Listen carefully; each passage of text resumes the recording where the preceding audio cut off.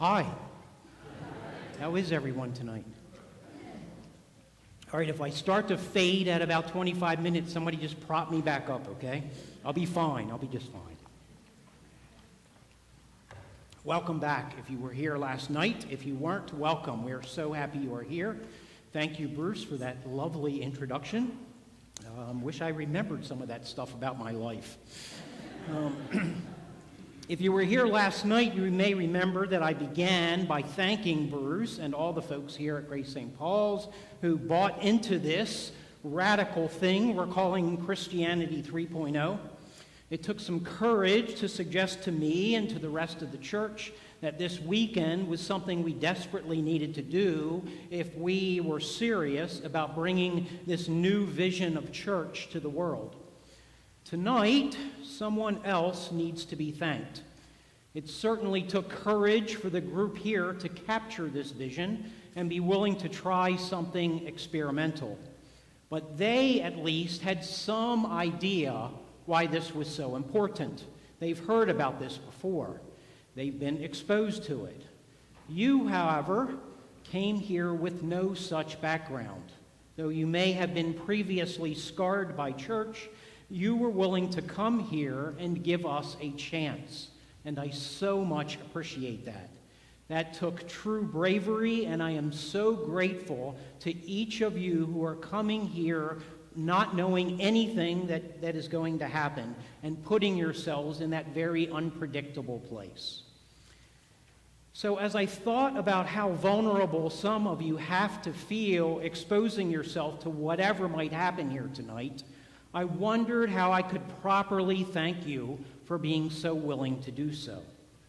What I decided is that I needed to put myself in the same position as you. It only seems fair. If you are really going to trust me on any level at all, I think I need to be at least as unprotected as some of you may feel this evening. So I am going to share with you a very personal story, something that exposes me in a light that is unbecoming and embarrassing. I do this in the hopes that you will not just understand me better, but will have the opportunity to see into my soul. I also tell it in hopes that it helps us bond with one another. So if you were here last night, you know, however, that I believe context is critical to any story. So before I tell you my story, I want to tell you another one. I would like to share with you a 2,000-year-old one about one of my favorite women of all time. So, he came to a Samaritan city called Sychar, near the plot of ground that Jacob had given to his son Joseph. Jacob's well was there, and Jesus, tired out by his journey, was sitting by the well. It was about noon. A Samaritan woman came to draw water, and Jesus said to her, "Give me a drink." His disciples had gone to the city to buy food. The Samaritan woman said to him, "How is it that you, a Jew, ask a drink of me, a woman of Samaria?" I love the little part in parentheses now. Jews do not share things in common with Samaritans. Of course not. They hated them. Jesus answered her, "If you knew the gift of God and who it is that is saying this to you, 'Give me a drink,' you would have asked him, and he would have given you living water." The woman said to him, "Sir, you have no bucket, and the well is deep. Where did you get that living water? Are you greater than our ancestor Jacob, who gave us the well, and with his sons and his flocks drank from it?" Jesus said to her, "Everyone who drinks of this water will be thirsty again, but those who drink of the water that I will give them will never be thirsty. The water that I will give will become in them a spring of water gushing up to eternal life." The woman said to him, "Sir, give me this water so that I may never be thirsty or have to keep coming down here to draw water." Jesus said to her, "Go, call your husband and come back." The woman answered him, "I have no husband." Jesus said to her, "You are right in saying I have no husband, for you have had 5 husbands, and the one you have now is not your husband." "What you have said is true," the woman said to him. "Sir, I see that you are a prophet. Our ancestors worshipped on this mountain, but you say that the place where people must worship is in Jerusalem." Jesus said to her, "Woman, believe me, the hour is coming when you will worship the Father neither on this mountain nor in Jerusalem. You worship what you do not know. We worship what we know, for salvation is from the Jews. But the hour is coming and is now here when the true worshipers will worship the Father in spirit and truth, for the Father seeks as these to worship him. God is spirit, and those who worship him must worship in spirit and in truth." The woman said to him, "I know that Messiah is coming. When he comes, he will proclaim all things to us." Jesus said to her, "I am he, the one who was speaking to you." Just then his disciples came. They were astonished that he was speaking with a woman, but no one said, "What do you want?" or "Why are you speaking with her?"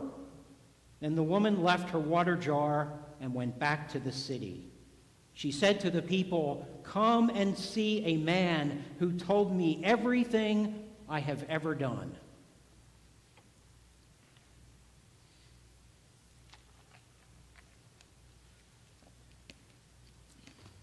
I'm going to cut right to the personal story next. This is a story that is kind of painful for me to tell. And in fact, occasionally it still wakes me up at night. Anyone in their right mind would keep this tale to themselves, but all of you deserve to hear it. And if anything I said last night or tonight is going to impact you in any way, I believe you need to accept me at the deepest level. I know of no better way to allow you that opportunity than to splay myself open in front of you and pray for the best. So here we go. Years ago, in a land far, far away, in both distance and culture, I sat alone in an artificial, tinny restaurant on Christmas Eve. I waited there uneasily, having a feeling in the back of my mind that something, I was not sure what, was terribly wrong. Finally, though, my wife walked in the door, and I felt relieved. That relief, however, lasted only a few moments. She sat down and ordered her dinner with an over-the-top cheeriness, and I knew at once that something was dreadfully amiss. I will never forget the positively pleasant look on her face when, without the slightest emotion in her voice, she turned to me and said this: "I'm leaving you. Our marriage is over. It's a done deal. Nothing that you say or do is going to change my mind." Now, we were supposed to be getting on a flight in 2 hours to fly back east to be with our families for Christmas. To my great shock and horror, she got on that plane, and we flew back there, she as if nothing had happened. She said nothing to anyone about our conversation and acted like everything was just peachy. In the meantime, I vacillated between walking around like a zombie and bursting into uncontrollable sobbing. The pain of being rejected and the depth of the loss I was experiencing was more than I could bear. But it was so much more than that for me. There was one thing I was certain about my entire life. Divorce would never be in my vocabulary. I would do, I always told myself, whatever was necessary to make it work no matter what. I was so naive. It was part and parcel of who I was as a human being, though. It was at the center of my religious upbringing. If I got divorced, I would be a non-person. I would have no idea who I was. The possibility was so foreign to me that I could not envision what to do next. Once the initial shock let go of me, I found myself in a continual depression. I did not eat. I did not sleep. I was in the deepest malaise. If I had to describe what I felt, I would say it was nothingness. But as time went on, I realized that I did feel something. It was not as much sadness as it was humiliation and embarrassment. Christ had always been central in my life. Church had always been central in my life. But suddenly, I was in a completely different relationship with my church. For the first time in my life, I didn't want my church and my religion. I needed it. I desperately needed it to help me get past the pain and awful gnawing inside me. I also needed it to lift me out of the quicksand that was engulfing me. I needed it to lift me out of the isolation, the loneliness, and especially my overwhelming feeling of unworthiness. I never needed anything more in my entire life. So I literally begged my parish priest to help me. And this is what I heard. You have grievously sinned. You have screwed up. You have no one to blame but yourself. He then made it clear that he wasn't going to lift me out of anything. He made it clear that divorce meant not only an end to my marriage, but a divorce from my church. In desperation, I sought out another priest in another town, 120 miles away, someone who didn't know me. But he was even more callous, telling me that though I was a young person, I must never be involved in another relationship in my entire life. To do so would be to live in the gravest form of sin.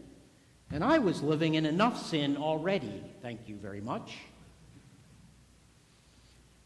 At the time in my life when I so desperately reached out for a hand, my church threw me out in the street like the trash that I felt like. And in so doing, they ripped out of me the only hope I had left, that my faith could get me through the worst moments in my life. I already told you that I grew up in the church and it was part of the fiber of my being. They might as well have ripped the heart out of my chest, because that is exactly what it felt like. Some intense, lonely wandering followed, during which I felt ostracized from the world. But very, very slowly, after much more pain and humiliation, it would be my faith that would eventually save me. A faith that I discovered despite what my church told me. A faith that I discovered in that first story you just heard. The truth is, I never really understood what was happening in that odd tale of an unknown woman finding Jesus at the community well. But when I experienced for myself a tiny fraction of what it is like to become the Samaritan woman, that story changed me at the core of my being. In fact, when I directly felt the Samaritan woman's pain and humiliation on a deeply personal level, the entire Gospels opened up for me on a level I had never understood before. I realized that I am greatly influenced by the fact that this gospel saved me, but with the exception of Jesus himself, I believe the Samaritan woman at the well to be the greatest hero in all of the Gospels. How ironic, then, that we never even get to know her name. That is part of the brilliant methodology that the author of the fourth Gospel uses to help us grasp the magnitude of her exclusion. I was alienated from my wife and my church, but this nameless woman, she is excluded from everything and everyone. So let me apply a little bit of that biblical context we talked about last night. Middle Eastern antiquity is an age and a culture where women were not allowed to eat with men, only serve them.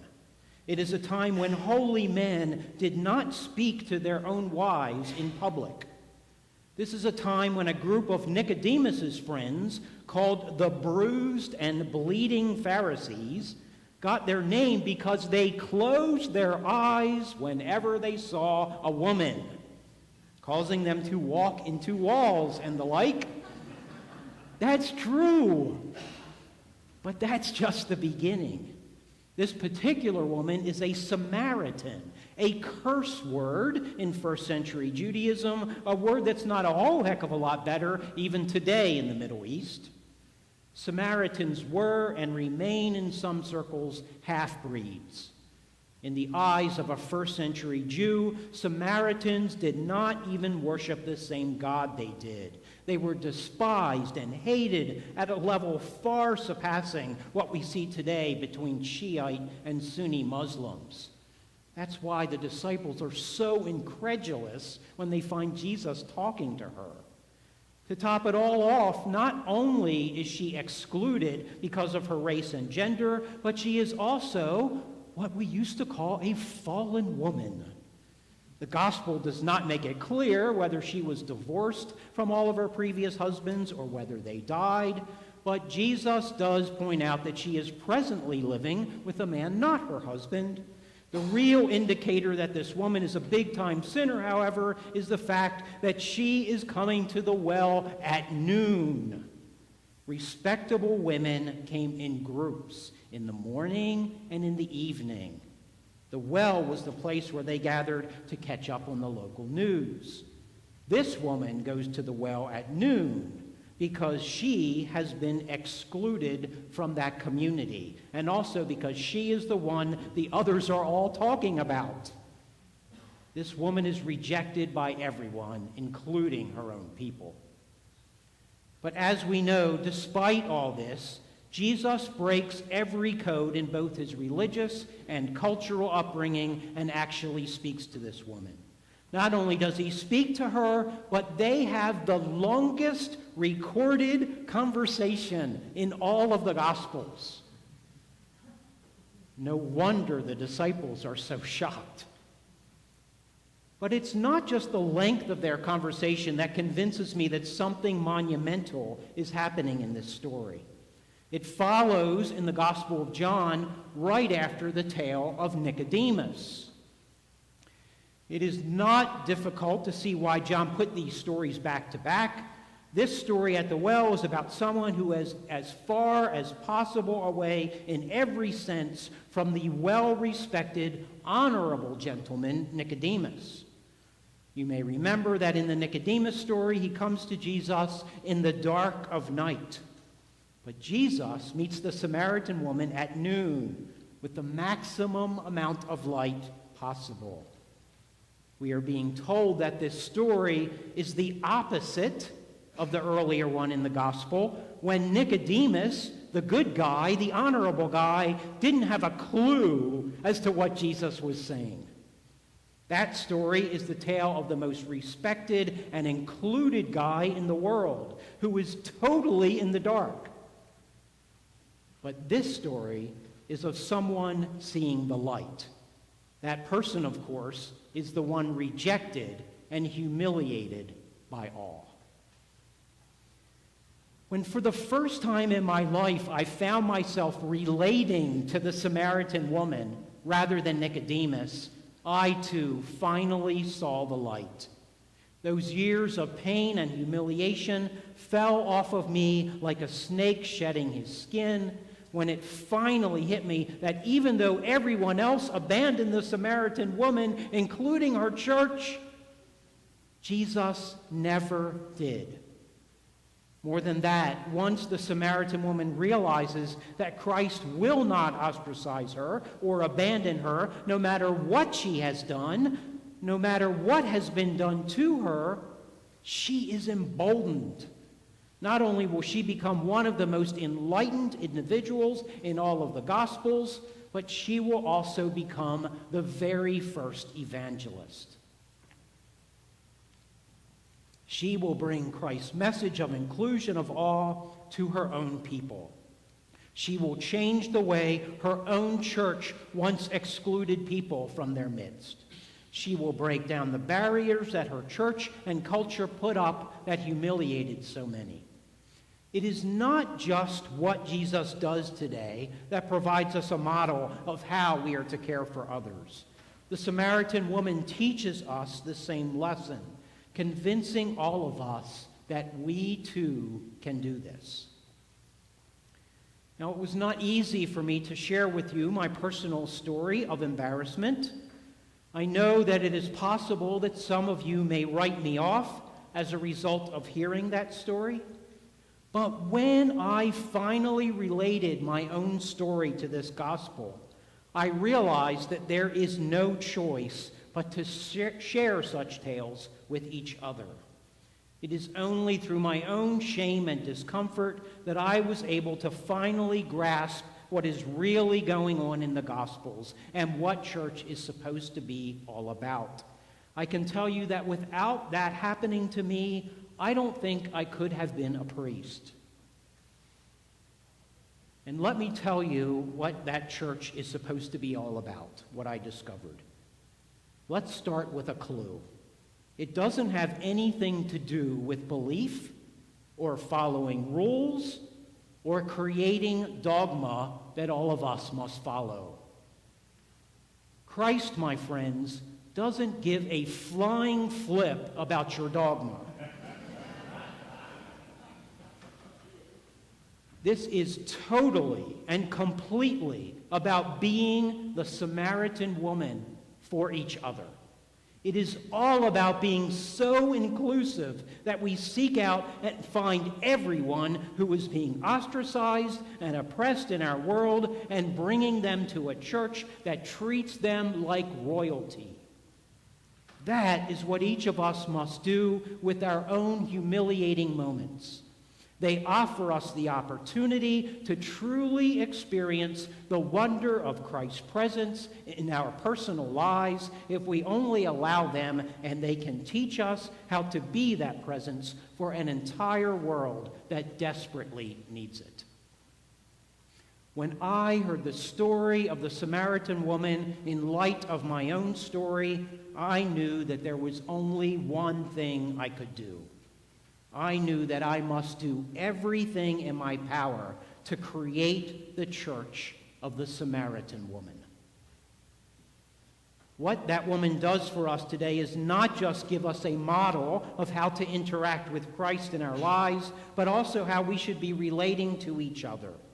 Jesus begins by knocking down all the cultural and religious barriers that have been put up to separate this woman from her world. That is quite an act of compassion, and the woman knows it. But for what happens next to occur, the Samaritan woman also has to put herself out on a limb.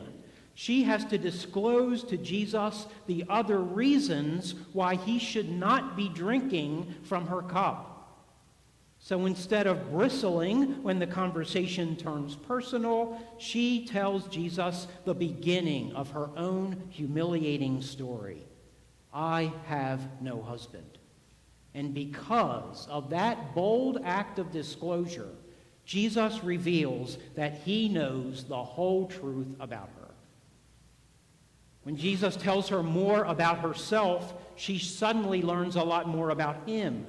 She learns that he is not just a Jew who has reached out to her, even though his religion tells him to throw her out like trash. By being willing to disclose herself, she experienced the Jesus beyond the man. She has an experience of the divine at that very moment. And then Jesus discloses even more of himself to her. I know that the Messiah is coming, she says, and he says, I am he. That is the first time Jesus discloses that to anyone. He hasn't told his disciples, and he didn't tell Nicodemus in the story of the inclusive person. He chooses instead this sinful woman whose religion, culture, and people had abandoned. And by so doing, she discovers who she is. Not the person the world saw, not the person they told her she had to be, but instead a full human being with dignity and honor. That is our model for being in relationship with each other. By having the courage to share our own misfortunes and humiliations with others, as the Samaritan woman does with Jesus, we become closer to those around us. When we open ourselves to others, they tend to put down their guards, and then they share with us, creating a common bond between us. That is exactly what happens with Jesus and the Samaritan woman, as each discloses more about each other. Their relationship becomes the most intimate one in all of the Gospels as a result. It is the courage that the Samaritan woman has to admit her own failures that allows all of this to happen. What a magnificent model for how we should speak to each other to create intimacy between us. And as I think of the closest relationships I have with people today, the ones that I would not give up for anything, I realize that they were all born in the intimate act of sharing Samaritan woman details of our lives with each other. This is, of course, also how we create a church and a world full of inclusion. Everyone likes to think that they are open to accepting others into their churches and lives, but inclusion does not mean you are welcome here even though you are different from us. Inclusion is all about the realization that all of us are welcome because all of us are the same deep down. Bringing about the kingdom of God is all about having everyone realize that we are all fallen women, that we all mess up on a regular basis, that it is in fact only through our failures and our embarrassments that we truly experience the wonder of God in our lives. And the way that we do that is when we have the courage to disclose to others our humiliations, just as the Samaritan woman does with Jesus today. We have a name for that kind of inclusion here at Grace St. Paul's. We call it promiscuous hospitality. And it is meant for everyone. Get it? The story of the Gospel of John cannot be reduced to one sentence or even one narrative, as so many have tried to do. Its length and breadth takes us on a journey to God from conversion to enlightenment.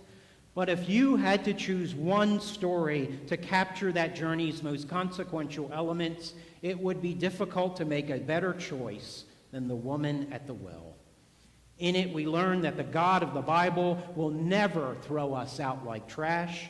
We learn what the church is really called to be, despite what others have made it. We learn that no matter what we have done, no matter what has been done to us, we can still experience God in the midst of our lives and change everything for ourselves and the world around us. When we realize that Christ shows us who we are by exposing us to who he is, then we too will have the courage to disclose our inner selves and in so doing bring dignity and strength to others who have been disenfranchised. The Samaritan woman at the well, therefore, is our model for ministry and inclusion. We do our utmost here to not only respect the dignity of every human being, but to honor them. We also do our best to not just talk about this, but walk the walk. For example, I am proud to say that last year the Episcopal Church approved a blessing rite for same-sex couples. It is a major step for a worldwide church to pass such a resolution. But here at Grace St. Paul's, we just did a same-sex wedding.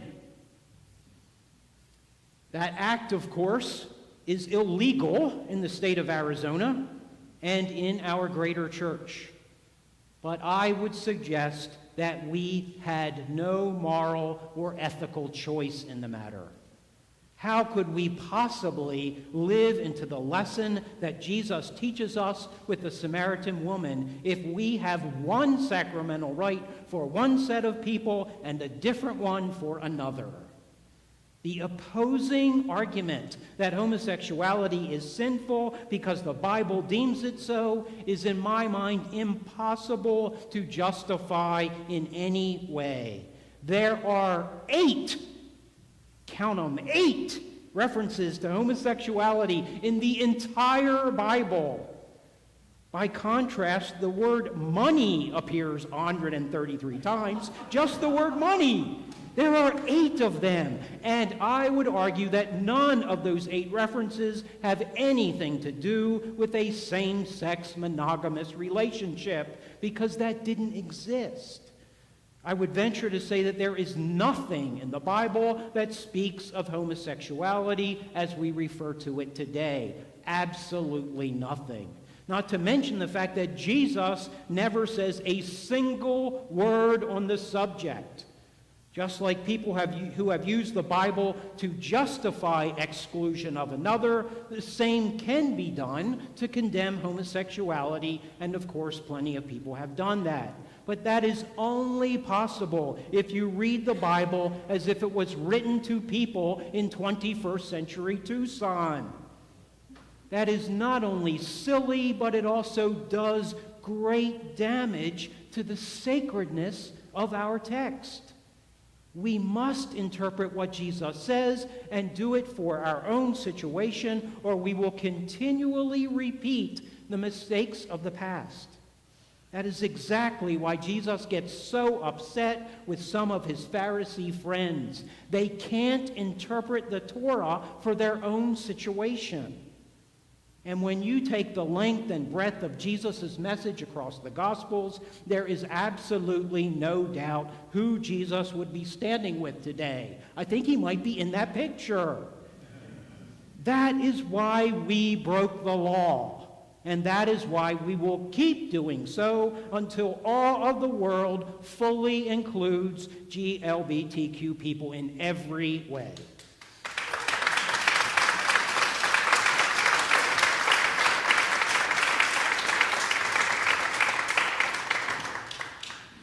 Sorry I didn't get arrested, though. Would have made it a heck of a lot easier. Our social ministries here are also all about lifting up the Samaritan woman and honoring her. Our food pantry is all about bringing hope to people who have little. Our shower program is about bringing respect to people who feel cut off from society. In fact, we have an entire social service ministry to reach out to anyone who is in financial, emotional, or spiritual need of any kind. The first goal in that program is to make each person feel as accepted and loved as the Samaritan woman is made to feel by Jesus. It is not just socially that we push for full inclusion. If we are to be true to the woman at the well story, if we really believe that everyone who has been hurt by another church deserves to be embraced, then we must be a place where we accept and honor people from every religious tradition, especially those with whom we disagree. That lesson was taught to me so well by my former spiritual director, Dr. Al Painter. Here's Al down at the bottom. I say former because Al died just this past June, 5 days short of his 99th birthday. Though his body began to fail him at the end, he remained one of the most brilliant thinkers I have ever experienced in my life, right up through his last couple weeks on earth. Al was a former American Baptist pastor and a teacher of world religions.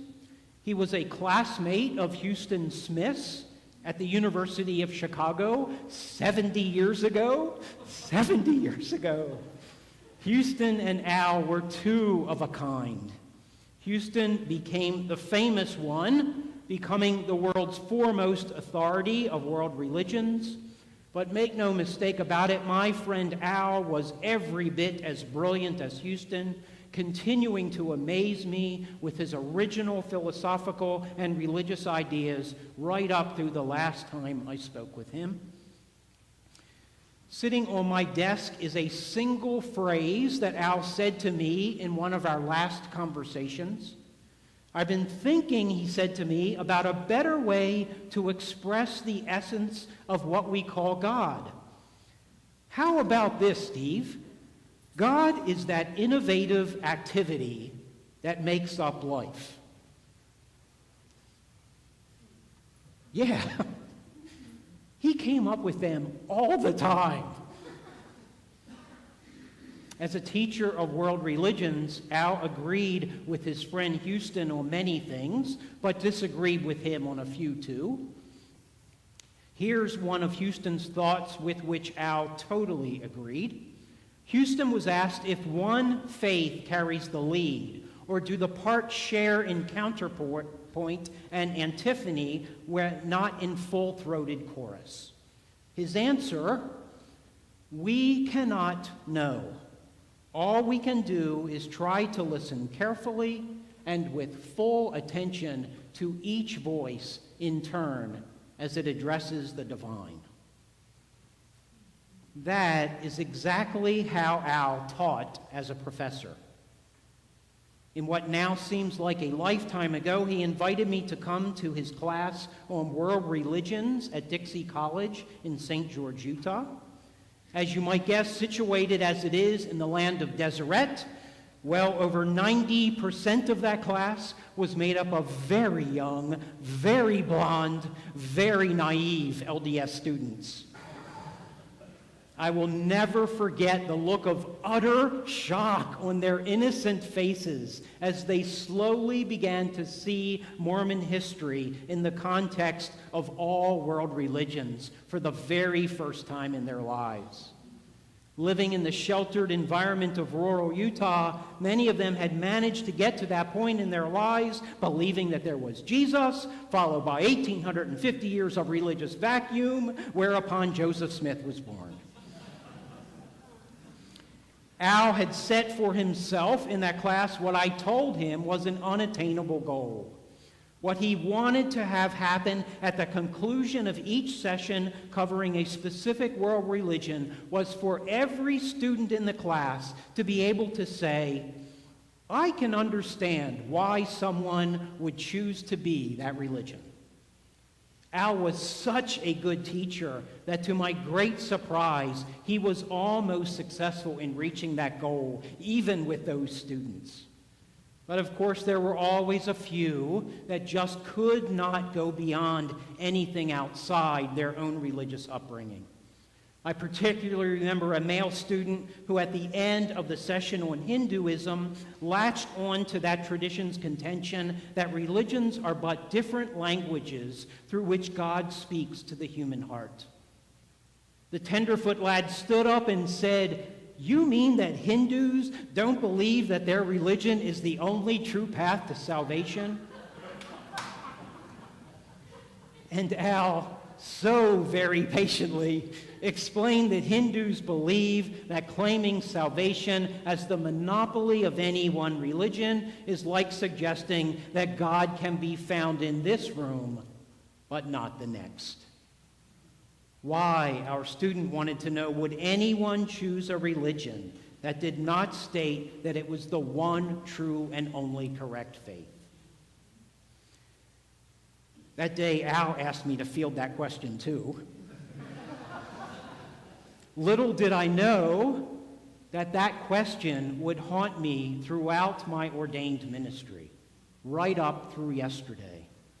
As people have learned that we do not preach a gospel of exclusion here, I have continually been asked that very same question. If you really believe that your way is not the only path to God, why in the world did you become a priest?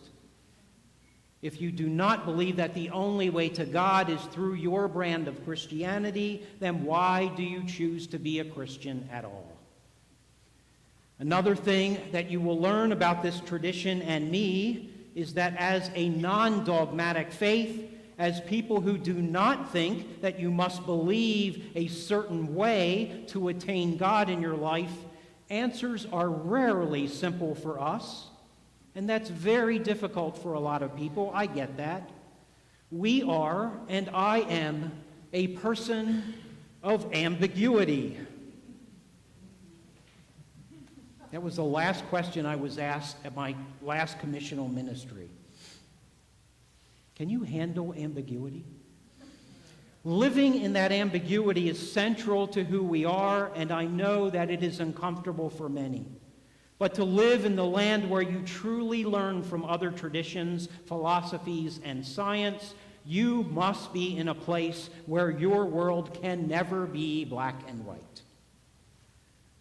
But when it comes to the question about why I choose to be Christian, I can answer in one non-ambiguous word: incarnation. This whole crazy idea that God would choose to become a human being is a totally different concept than has been espoused in any other religious tradition. I know that there is this tendency within accepting churches and religious circles to suggest that all religions basically teach the same things, have the same tenets, and that in the end, all of the world's great religious traditions are basically the same. It is a lovely and interfaith kind of thought that feels very good. But here is another critical thing that you need to know about us. We don't believe that. We are not universalists. We do not think that Hinduism and Christianity are really the same thing deep inside. We do not think that Confucianism has the same overarching principles as us. We do not believe that fundamentalist evangelicals are the same as us, that we just need to understand each other better. We are different, and that is a wonderful thing. That is, in fact, how our faith evolves. By learning from one another, all of our faith traditions become deeper, fuller, and more saturated with meaning-making. The Dalai Lama has taught me so much about detachment and how to love one another. Muslims have instilled in me a deep sense of the holy other. And my fundamentalist evangelical family and friends have taught me so much about faithfully following the tenets of the Bible. The truth of the matter is that all of the world's great wisdom traditions teach very different things. For us, that begins with the notion of God becoming a human being.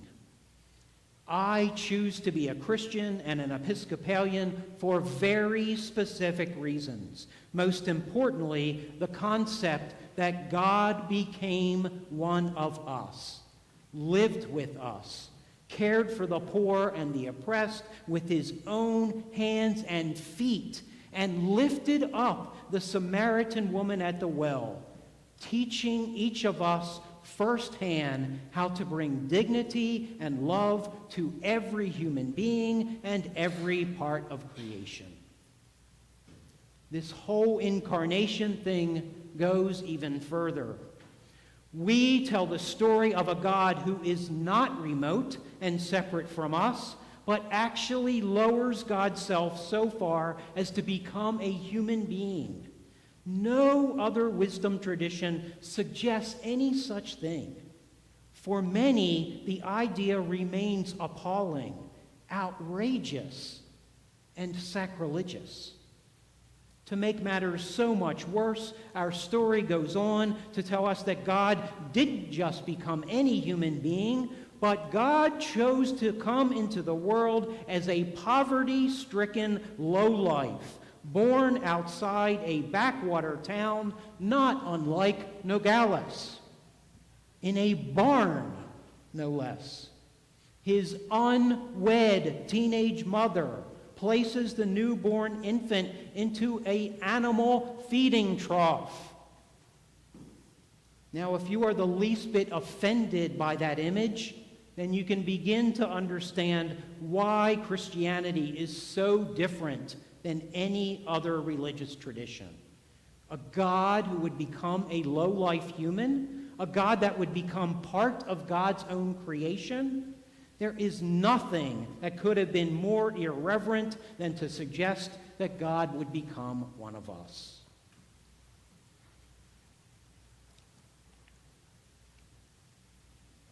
What disgusted others about this story in its original form is exactly the reason I embrace it with my entire being. Our God, the God of Christianity, is radically different than any understanding of God ever imagined before this day or since.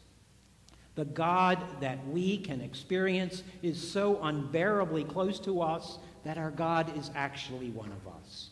The God who was almighty and all-powerful came to us as a human baby. Before incarnation, it was understood that we access God by following a rigid set of 613 laws that brought us to God and God's mercy. But within the tradition of Christianity, we discover a God who comes not to the people who followed the rules, but instead to those who didn't and were kicked out of society for it. That God will grow up to continually push this vision of religion, one where the leader lifts up the most despicable and rejected person in the first century world, a remarried Samaritan woman. In the small world in which each of us lives today, we would be idiots to not take advantage of the great opportunity we have to learn from each other's faith traditions. All of us evolve as individuals, and our churches become stronger places of inclusion when we immerse ourselves in the ancient faiths. We do that regularly here at Grace St. Paul's in many ways, including a Thursday evening service called Spirit Now, where we have lessons from all of the great wisdom traditions of the world. We draw from those sacred texts also in our Sunday worship occasionally. All of that brings us to a deeper faith and a deeper understanding of others. That is why we would never attack another tradition. All of the great religious traditions are valid paths to God, and we learn from all of them. But what you will also never hear in this place is some sort of vague sense of universalism that suggests that all religions are the same. We are unapologetically Christian and unapologetically Episcopalian, fully embracing an incarnational God who brings everyone to the table without exception. Incarnation is the reason I am a Christian. It is also the reason I go to church. Yes, God can be experienced everywhere in the natural world. You know I totally believe that. But the message of incarnation is that first and foremost, we discover Christ by being together. Christ becomes known to us in the midst of community. When we are with each other in our joys as well as our pains, our celebrations as well as our sufferings, something happens. God is born in the midst of us. And suddenly our joy becomes more complete and our pain starts to melt away. Here are the most profound and important words I have ever heard. The Word became flesh and dwelt among us. Among us. That is a God I can embrace. A God that embraced a Samaritan woman. a God that has taken me through the most difficult moments of my life, a God that loves us more than we can fathom. It is this God that made the Samaritan woman at the well the greatest hero in all of the Gospels. Because of that, we know that we too have the power to live in full dignity and bring that dignity to everyone else. Jesus teaches us how to do this by creating a church and a world where no one is ever excluded for any reason, where we spend our days and our nights eliminating every form of denigration and bringing dignity to all, where we empower everyone in our midst and make sure that no one is ever exploited again. Don't ever tell me that words are not important, that actions speak louder than words, because tonight, with nothing more than words, Jesus and the Samaritan woman change the world. We can do the same thing. Let us, therefore, recreate that ancient vision of the church. Let us be the place where we are always overwhelmed by a God who would become one of us, so that God could be in relationship with every Samaritan woman. Let us be the place where we too can not just accept every Samaritan woman, but where we can also learn from her and become intimate with her. Let us be the place where we continually learn from all of the great wisdom traditions, so that our faith is always evolving and always being recreated.